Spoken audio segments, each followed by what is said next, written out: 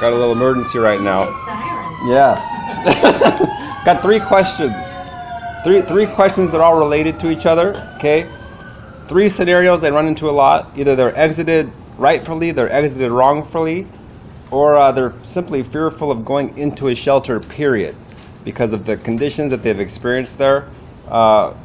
In all three of those situations, will people be allowed to sleep on the street if they're on the street because of one of those three situations? You name them one by one. Yeah, so one situation is they're simply fearful of going back into a shelter after a horrible experience there. I just interviewed a woman that had that situation. Also, if they're rightfully exited, maybe they assaulted somebody or something, will they have a right to be on the street? And then if they're wrongfully exited and they're just out there because the staff did something wrong at one of the shelters, will they have the right to be on the street and camp? Yeah, so, right, a person who, because of their history, is afraid to go in, it might not be appropriate for them. So we would want to get healthcare involved and figure out, is it appropriate, or is some other placement what's appropriate for them? A person who is not being offered any available bed cannot be criminalized for being outside. And the person who shouldn't have been exited, we would probably want to engage in a dispute resolution and get that corrected, right? So that the shelter stops doing the wrongful exits, especially if they want to be back in or if they want to get into a different location if it's specific to you. So they, like that person, I would hope would call one of us so that we can try and. Okay.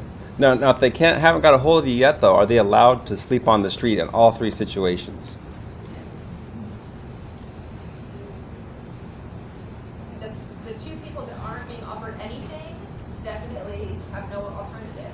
The first, if the healthcare is saying the shelter is appropriate for the person who's afraid to go, then it's possible that they could get told, well, they're being offered something and be given that worst case, be given the written ticket, but not taken into custody and not having it filed, and told, hey, call right away if you want to engage dispute resolution before we file this, so that we can come in and look into whether or not it's appropriate. So every person, let's say they're fearful of going into a shelter, they should contact the health department of what you're saying, and then somehow they give them the clearance from the cops after that to not have to go in there, or how does that work? How do they get that clearance? Well, they're not going to get a ticket or have to go to jail or anything like that. It really would be a case by case whether or not it's an appropriate placement. So it's not something I can suggest without a person, without actually figuring out what their healthcare needs are, without having a healthcare professional involved.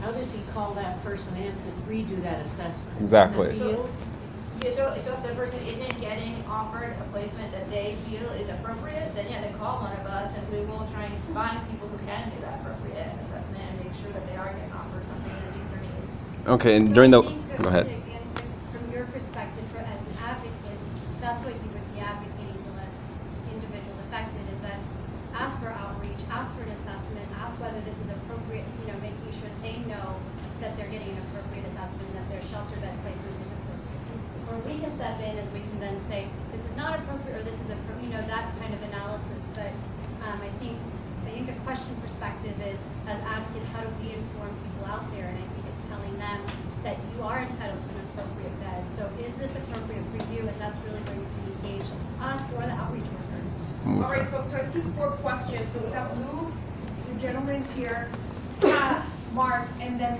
finishing with Heidi and then Rebecca. So we're gonna do like speed round because we literally have 8 minutes. Lou? So on these, when they're exited, when we say, why they tell the police, I want help, I want to go back in, or then they can be harassed. If they say, I don't want to go in, leave me alone, then we could actually.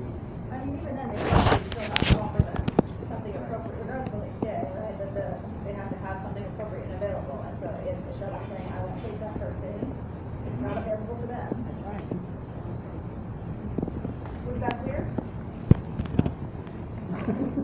Okay. Sir? With some exiting, they don't give options. They'll give, like, say, if there's a group of 4, they'll give 3, but not 1.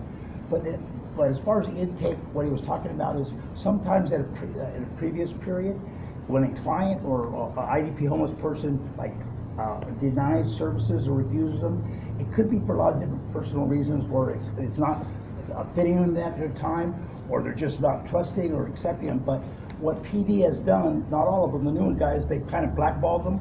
We don't know if it's city debt or PD, like friends that Lou has been working with, who blackball them now that they're offering them services which fit them.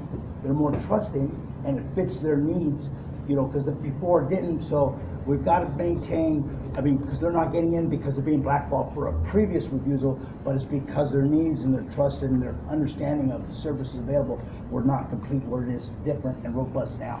So, Is there a question in there? well, no, it's a statement saying we got to also take that for regard where they say it doesn't fit. And some of us that do get exit, they don't offer you nothing. They just say you deny services. Thank you. Pat, go ahead. Somewhere in the agreement, and I can't find it now, I'll look, it references 18 months to bring shelters kind of in line with any minimal standards. Could that possibly be courtyard, or what's the deal there?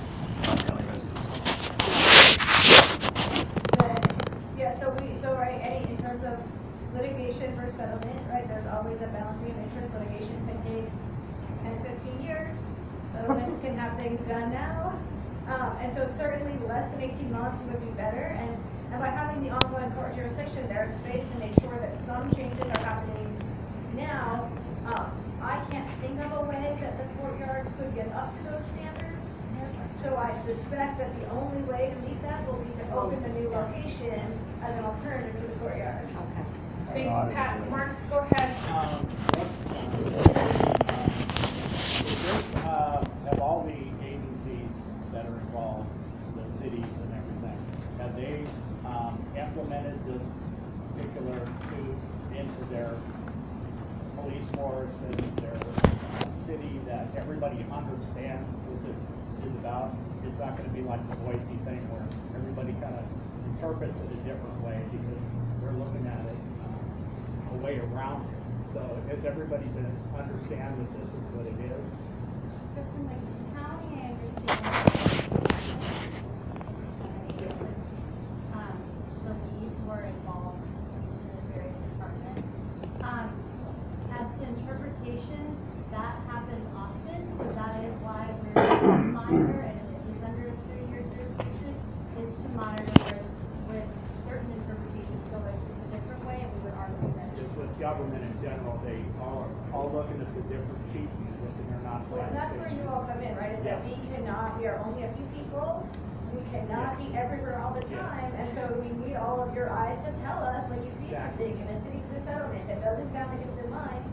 Tell us, connect us with the person, and let us Is try to this correct that. open to modification as the years go on? It has space for there to be with the judge's approval or consent of the parties. Thank you, Mark. Heidi, Rebecca, and Perry. I'm just wondering, when I was talking, sometimes I never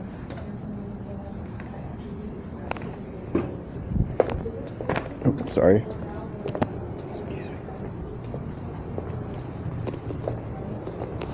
Well, friends, please keep the homeless in prayer. I'm here at the meeting with the people that, of course, the homeless advocates that have sued on behalf of the homeless, and the attorneys are here. We're trying to discuss what does the suit look like on the ground. What is it supposed to look like? What are the rights of the homeless? So anyways, let's pray that the homeless get the rights they need, that better services are provided, of course, and more affordable housing. Join Homeless Advocates for Christ on Facebook also. Please share the video, and thanks for your prayers and support, and just pray for the advocates. We're going to probably be going to Placentia tomorrow morning.